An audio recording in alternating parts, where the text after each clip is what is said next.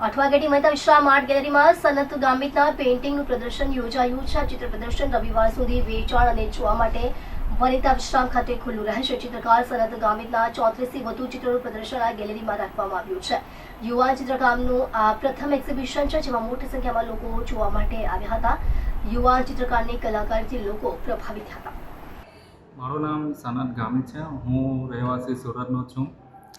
આજે કઈ જગ્યા પર એક્ઝિબિશન, કેટલા દિવસ ચાલવાનું છે અને કેટલા ચિત્રો લાગેલા છે? આજે વનિતા વિશ્રામ આર્ટ ગેલેરીમાં મારા 34 પેઇન્ટિંગના ફર્સ્ટ ટાઈમ સોલો એક્ઝિબિશનનું આયોજન કરવામાં આવ્યું છે, જે 12 તારીખ રવિવાર સુધી ચાલશે, 11 થી 8 વાગ્યા સુધી. કેટલા વર્ષોની મહેનત અને આ પરિણામ?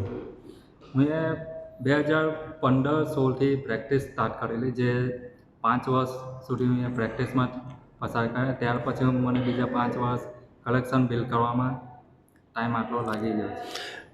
એક ચિત્રમાં આપના વિચારો, જે ખાસ કરીને એમાં કુદરતી દ્રશ્યો ઉપર ફોકસ વધારે છે, શું કહેશો બાબા?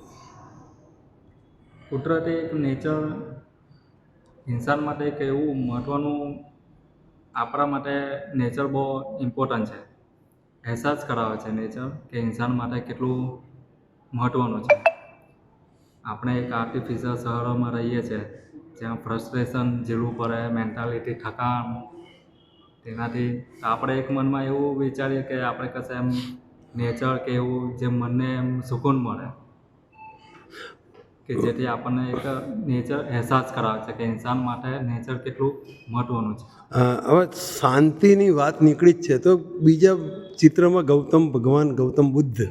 આ મારું ફર્સ્ટ ટાઈમ છે. જ્યારે હું એ પ્રેક્ટિસના દોરાન હું એ બધા કલેક્શન, જો ખુદને એક આર્ટિસ્ટ તરીકે એ જરૂરી પણ છે, એબ્સ્ટ્રેક્ટ, સ્ટીલ લાઈફ, લેન્ડસ્કેપ, કે જેથી મને ખ્યાલ રહે કે નેક્સ્ટ ટાઈમ જ્યારે હું સૌથી વધારે કયા વિષય ઉપર કામ કરીશ, તો હું લેન્ડસ્કેપ પર વધારે કામ કરીશ. કેમ કે લેન્ડસ્કેપ બનાવવામાં મને જે એવું સુકૂન મળે છે, તો બીજા આર્ટવર્કમાં એવું નથી. અચ્છા, વાત કરીએ તો બે ઘોડા છે, એક બ્લેક એન્ડ વ્હાઇટ. એનો વિચાર કઈ રીતે આવ્યો હતો અને એ ચિત્ર કેટલા સમયમાં તૈયાર થયેલું હતું?